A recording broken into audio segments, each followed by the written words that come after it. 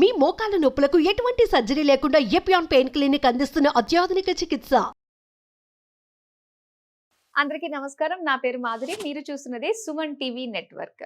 చాలా మంది పిల్లలకి ఈ రోజుల్లో చిన్న పిల్లల దగ్గర నుంచే కంటి చూపు సమస్య చాలా ఎక్కువ కనిపిస్తూ ఉంది కదండి. కంటి చూపు, రే చీకటి, దాంతో పాటు నరుడు దృష్టికి నల్ల రాతి కూడా పగిలిపోతుంది అంటూ ఉంటారు.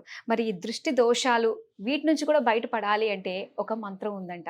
మరి ఆ మంత్రం గురించి మనకు తెలియజేయడానికి మనతో పాటు ఉన్నారు ప్రముఖ జ్యోతిష పండితులు బ్రహ్మశ్రీ నందివట్ల శ్రీహరి శర్మ గురువు గారు.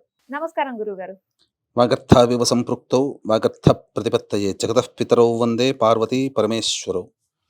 ఆదిత్యాయ చ సోమాయ మంగళాయ బుధాయ చ గురు శుక్ర శనిభ్యశ్చ రాహవే కేతవే నమః. శృంగేరి జగద్గురు పీఠాధిపతులకి, కంచిపీఠాధిపతులకి నమస్కారములు తెలియజేసుకుంటూ కార్యక్రమాన్ని ప్రారంభిద్దాం. గురువుగారు, ప్రతి ఒక్కరికి కామన్ ప్రాబ్లం ఏంటంటే కంటి చూపు సమస్య అండి. ఇది చిన్న పిల్లల దగ్గర నుంచి చూస్తూ వస్తున్నాము. దీని నుంచి మనం బయటపడడానికి మంత్రం ఉంటుందంటారా? కంటి చూపుతో పాటు మనకి రే చీకటి, అలానే నరదృష్టి, దీని నుంచి కూడా మనం తప్పించుకోగలిగే మంత్రం గురించి తెలుసుకోవాలనుకుంటున్నామండి. తప్పకుండానమ్మా. ఇప్పుడు మీరు అడిగినటువంటిది విధానం చూస్తే చాలామందికి అతిశయోక్తిగా అనిపిస్తుంది. కానీ ఎక్కడైనా కానీ వీక్షించేటువంటి ప్రేక్షకులు కూడా గమనించాల్సినటువంటి అంశం ఏంటంటే, ప్రతి సమస్యకి రెండు రకాల పరిష్కారాలు ఉంటాయి. ఒకటి దైవ పరిష్కారం, రెండు మానవ పరిష్కారం. దైవ పరిష్కారం పక్కకు పెట్టండి, మానవ పరిష్కారం అంటే తెలుసుకుందాం. అంటే మానవులుగా మనం చేసుకునేటువంటి పరిష్కారాలు. అంటే ఉదాహరణకి మనకి ఏదైనా దెబ్బ తగిలింది, లేకపోతే కింద పడ్డం, బాగా ఇబ్బంది అయింది. అప్పుడు డాక్టర్ దగ్గరికి పోతే దానికి సంబంధించినటువంటిది బ్యాండేజ్ వేయడమో, కుట్లు వేయడమో చేసి కొన్ని మందులు రాసిస్తాడు. ఈ మందులు పలానా టైంకి వేసుకోవాలి, పలానా పథ్యం పాటించాలి అని చెప్పి.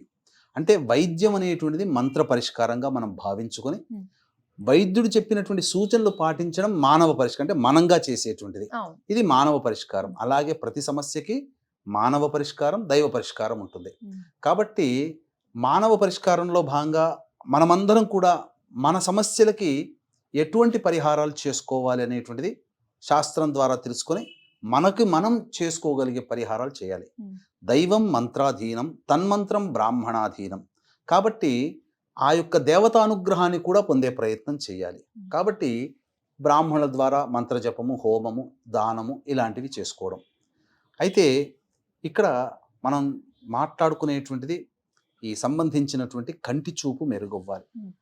పుట్టినప్పటి నుంచి కూడా చిన్నపిల్లలు ట్యాబ్స్ చూసుకోవడము, మొబైల్స్ ఒకటే వాడుతూ ఉండడము, అలాగే సరి అయినటువంటి పోషక ఆహారములు లేకపోవడం వల్ల చిన్నతనంలోనే, అంటే 3వ తరగతి 5వ తరగతి ప్రారంభంలోనే పిల్లలకి పెద్ద పెద్ద కళ్ళద్దాలు, సోడా బుడ్డి కళ్ళద్దాలాగా పెద్దవి వచ్చేసేస్తున్నాయి. పాపము ఎంతో అల్లారు ముద్దుగా, చిన్నగా, చక్కగా, అందంగా ఉంటుంటారు పిల్లలు. ఆ అజ్ఞానంతో చక్కగా ఎంతో ముద్దుగా మాట్లాడుతుంటే వాళ్ళన్నీ చూసిన అయ్యో అద్దాలు ఉన్నాయని చెప్పి బాధపడుతుంటారు. తల్లిదండ్రులు బాధపడుతుంటారు. తల్లిదండ్రులకు ఉండవు అద్దాలు, కానీ పిల్లలకు వచ్చేస్తున్నాయి. అది పోషకాహార లోపం వల్ల కావచ్చు. రెండవది, కొంతమందికి పుట్టుకతోనే వంశపారంపర్యంగా ఈ సంబంధించినటువంటి అంధత్వ లక్షణంలో భాగంగా ఈ చూపు అనేటువంటిది ఇబ్బందిగా ఉంటుంది. అన్నిటికంటే కొంతమందికి రేచీకటి కూడా ఉంటుంది. అలాగే కంటి చూపు సరిగ్గా ఉండదు.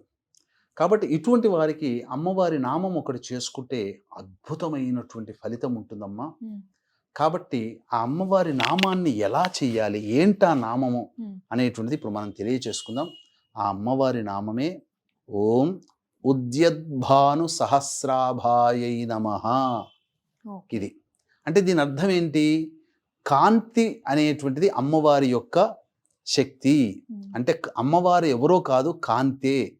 అంటే సహస్ర అంటే 1000 అని అర్థం, కానీ సంస్కృతంలో దీని అర్థం అనంతము అని అర్థం. అంటే అనంతమైనటువంటి సూర్యులు ఉదయించే ఆ యొక్క కాంతిని చూడడానికి త్రిమూర్తులకి కళ్ళకు కూడా చాలవట. త్రిమూర్తులు కూడా చూడలేరట. అమ్మవారి యొక్క శక్తి అంతటిది. అంటే అనంతమైనటువంటి సూర్యుల కాంతితో అమ్మవారు వెలుతురు అలా కనిపిస్తుంది, కాంతి పుంజంలాగా. ఆ అమ్మవారిని దర్శించడానికి కూడా త్రిమూర్తులు సరిపోరట. అంతటి శక్తి కలిగినటువంటిది. అంటే ఈ అమ్మవారి నామాన్ని నిరంతరం ప్రతిరోజు కూడా 108 సార్ల పాటు ఒక్క 90 రోజుల పాటు పారాయణం చేయండి. చేసినటువంటి మానవులకి కంటి చూపు మెరుగవుతుంది. ఇది శాస్త్రంలో చెప్పబడి ఉంది.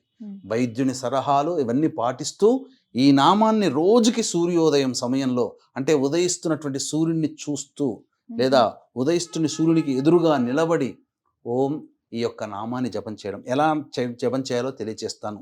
రేచీకటిలో ఉన్నటువంటి వాళ్ళు, ఈ రేచీకటి కలిగినటువంటి వాళ్ళకి ఉదయము సాయంకాల సమయంలో, అంటే సూర్యోదయం ఉషస్సు, సూర్యాస్తమయం సంధ్యా సమయంలో, ఈ 2 కాలాల్లో రోజుకి 108 సార్లు పాటు 1 సంవత్సరం పాటు గనక జపం చేస్తే వాళ్ళకి రేచీకటి అనేది తొలగిపోతుంది.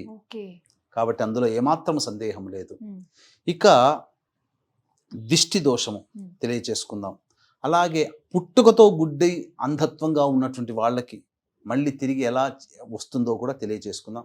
వీక్షించేటువంటి ప్రేక్షకులకి గమనిక, మీరు మీ యొక్క జాతకరీత్యా సమస్యలు ఎదురైనప్పుడు దగ్గరలోని పండితులకి జాతకాన్ని చూపించినప్పుడు ఎటువంటి పూజలు హోమాలు చేయమని చెబుతారో అటువంటి పూజలు అన్నీ కూడా, అనగా మీ జాతకరీత్యా విద్య, వివాహ, ఉద్యోగ, దాంపత్య, సంతాన, అనారోగ్య సమస్యలు, శనిదోష నివారణ కార్యక్రమాలు అనేటువంటివి ప్రతి నెల ఒక్కొక్క క్షేత్రంలో చేయించడం జరుగుతుంది.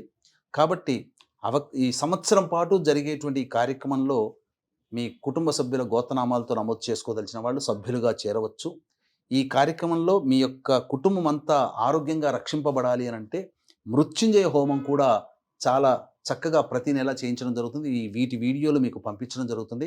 ఇంతటి అద్భుతమైనటువంటి అవకాశాన్ని వీక్షిస్తున్నటువంటి ప్రేక్షకులు అందరూ ఉపయోగించుకోగలరు. తద్వారా మీ కుటుంబము దేవతా రక్షణలో ఉంటుందని చెప్పడంలో ఏమాత్రం సందేహం లేదు. అవకాశం ఉన్నవాళ్ళు కార్యక్రమ తదనంతరం కాంటాక్ట్ చేసి సంవత్సరం పాటు జరిగేటువంటి అత్యద్భుతమైనటువంటి సర్వదోష నివారణ పూజలు, హోమాలలో సభ్యులుగా చేరదలిచిన వాళ్ళు కార్యక్రమ తదనంతరం కాంటాక్ట్ చేసి తెలుసుకోవచ్చు. ఇక ముఖ్యంగానమ్మ మనకు చెప్పబడినటువంటిది దిష్టి దోషము. అంటే ఈ రోజుల్లో ప్రతి మానవుణ్ణి చక్కగా అబ్బాయినా కావచ్చు, అమ్మాయినా కావచ్చు, ఒకప్పుడు అమ్మాయిలకే దిష్టి దోషం చక్కగా తయారైతే అబ్బా ఎంత చక్కగా ఉంది అమ్మాయి, దేవతలా ఉంది అని చెప్పి అని అంటుంటారు. అలాగే ఈ రోజుల్లో అబ్బాయిలకి కూడా అటువంటిది కలిగింది. కాబట్టి అబ్బాయిలైనా అమ్మాయిలైనా మరీ ముఖ్యంగా చిన్న పిల్లలు ఉన్నట్టు ఆ చిన్న పిల్లలు అందంగా తయారు చేసినప్పుడు చూసినటువంటి వాళ్ళు ముద్దు చేస్తూ వాళ్ళ కంటిలో పడినటువంటి ఆ దోషము కానీ, సంతానం లేనటువంటి వాళ్ళు చూసినటువంటి దోషం వల్ల ఆ పిల్లలు అనేటువంటి వాళ్ళు ఆ దిష్టి దోషం వల్ల ఆధారభ్యత సరిగ్గా భోజనం చేయలేరు, భోజనం అస్సలు ముట్టుకోలేరు, ఏదైనా కొద్దిగా తింటారు, కొన్ని రోజులకి సన్నగా అయిపోతుంటారు. ఎందువల్ల వస్తుందంటే దిష్టి దోష ప్రభావం వల్ల. అందుకనే ఇటువంటి దిష్టి దోషం అనేటువంటిది పిల్లలకు కానీ కుటుంబానికి ఉండకూడదు అనుకున్నప్పుడు తల్లిదండ్రులు ఖచ్చితంగా ప్రతిరోజు కూడా రోజుకి 27 సార్లు ఈ యొక్క నామాన్ని జపం చేసుకుంటుంటే కొంతకాలానికి ఆ రోజుకి వాళ్ళకు వచ్చే దిష్టి దోషం తగలదు. ఈ నామ జపం వల్ల ఆ రోజుకి ఏర్పడే దిష్టి దోషం ఉండదు. ఇంకా గొప్పదైనటువంటి సెలబ్రిటీస్ కావచ్చు, ఈ మీడియా రంగంలో ఉన్నటువంటి వాళ్ళు, ఎదుటి వాళ్ళలో కొన్ని కోట్ల మందిని వాళ్ళు చూస్తుంటారు. ఖచ్చితంగా వాళ్ళు ఏం చేసుకోకుండా ఉండరని అనుకోకండి. ఖచ్చితంగా వాళ్ళు తమ యొక్క సంబంధించినటువంటి రూపాన్ని 10 మంది పొగడడం అనేటువంటిది దిష్టే, 10 మంది కళ్ళలో పడడం కూడా దిష్టే. కాబట్టి ఖచ్చితంగా వాళ్ళు ఇంటికి వెళ్ళిన తర్వాత వాళ్ళ తల్లిదండ్రులు ఖచ్చితంగా పెద్దవాళ్ళు చేస్తారు. ఇప్పటికీ కూడా బాలకృష్ణ గారు కానీ, పవన్ కళ్యాణ్ గారు కానీ, ఖచ్చితంగా ఎన్టీఆర్ గారు కానీ, ఖచ్చితంగా దేవతారాధనలు, రామ్ చరణ్ వాళ్ళు కానీ, చిరంజీవి కానీ ఖచ్చితంగా దేవతా పూజలు ఖచ్చితంగా చేసుకుంటారు. అది నాకు తెలుసు. కాబట్టి ఇటువంటిది ప్రతిరోజు కూడా ఈ దిష్టి దోషం ఉండకుండా ఉండాలంటే రోజుకి 108 సార్లు ఎవరైనా చేయవచ్చు. అన్నిటికంటే ముఖ్యంగా మనకేం చెప్పబడి ఉందంటే పుట్టుకతో అంధత్వం ఉన్నవాళ్ళు ఉంటారు. ఆ అంధత్వం ఉన్నవాళ్ళు అంటే పుట్టుకతోనే గుడ్డితనంగా ఉంటారు. కానీ ఇప్పుడున్నటువంటి టెక్నాలజీ ప్రకారంగా మనకు ఏమని చెప్పబడిందంటే కొంత వయసు వచ్చిన తర్వాత, అంటే ఒక వయస్సు వచ్చిన తర్వాత టెస్ట్ చేసిన తర్వాత ఎవరైనా కానీ ఈ రెటీనాని దానం చేయగలిగే వాళ్ళు ఉంటే, అంటే ఇప్పుడు కన్నుకి దానం చనిపోయిన తర్వాత వాళ్ళ కన్ను దానం చేస్తున్నారు, నేత్రదానం. నేత్రదానం ఎవరైనా చేస్తే వీళ్ళకి చూపు తెప్పించవచ్చు అని డాక్టర్లు చెప్తారు కదా. నేత్రదానం చేయగలిగే అవకాశం ఉన్నటువంటి వ్యక్తులు కనబడాలి, రావాలి అన్నా ఈ నామాన్ని గనక సంవత్సరం పాటు జపం చేస్తే ఖచ్చితంగా నేత్రదానం చేయడానికి ఎవరో ఒకరు ముందుకు వస్తారు. అంటే ఇది మాయా కాదు, ఇది వామకేశ్వర తంత్రంలో చెప్పబడి ఉంది. కాబట్టి నేత్రదానము అనడం అంటే ఈ పుట్టుకతో గుడ్డు ఉన్నటువంటి వాళ్ళకి చూపు కలిగే మార్గాలు వస్తాయి అని దీని అర్థం. ఎలా వస్తాయి మార్గాలు? ఒక మంచి వైద్యుడు వస్తాడు. ఏదో సినిమాల్లో జై పాతాళ భైరవి అన్నట్టుగా రాజమహళ్ళు రావు, అప్పటికప్పుడు ఏమీ ఆహార పదార్థాలు చేతిలోకి రావు. కాకపోతే ఈ మంత్ర జప ప్రభావం వల్ల ఆ నేత్రదానం చేయగలిగేటువంటి మార్గాలలో భాగంగా మంచి వైద్యుడు లభిస్తాడు, మంచి వైద్యం లభిస్తుంది. అన్నిటికంటే ఈ యొక్క కంటిని దానం చేసేవాళ్ళు కూడా వస్తారు. తత్ఫలితముగా వాళ్ళకి మళ్ళీ తిరిగి చూపు వస్తుంది. కాబట్టి ఎలా జపం చేయాలి అని అంటే, అమ్మవారి నామాలకి ఎప్పుడూ కూడా ఓం ఐం హ్రీం శ్రీం ఈ యొక్క నామాన్ని కాబట్టి ఓం ఐం హ్రీం శ్రీం ఉద్యద్భాను సహస్రాభాయై నమః అనే నామాన్ని ఈ విధంగా జపం చేసుకుంటే తప్పకుండా ఇప్పుడు చెప్పబడినటువంటి ఫలితాలన్నీ కూడా పొందుతారు. అలాగే ముఖ్యంగా దిష్టి దోషం తొలగిపోతుంది. సంతోషపడాలి అందరూ కూడా. చాలా సంతోషం గురుగారు. దృష్టి దోషాలు, దిష్టి దోషాల గురించి చాలా సవివరంగా మాకు తెలియజేసినందుకు ధన్యవాదాలు. సర్వం శ్రీ ఉమామహేశ్వర పరబ్రహ్మార్పణమస్తు.